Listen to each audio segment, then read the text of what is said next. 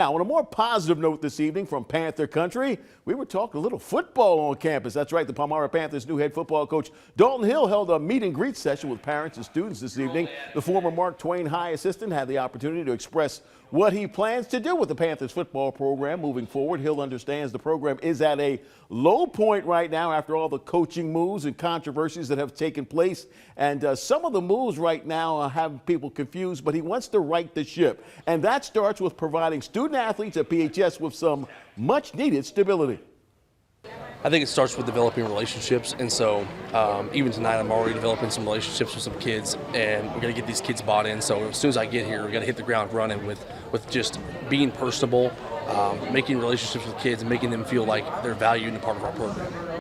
And very quickly, checking on a baseball score that a lot of people were buzzing about in 10 innings. Hannibal getting a big win over Quincy. The Blue Devils falling 15-14 in a wild one tonight on the diamond. We'll take a short break. We'll be back with more after this.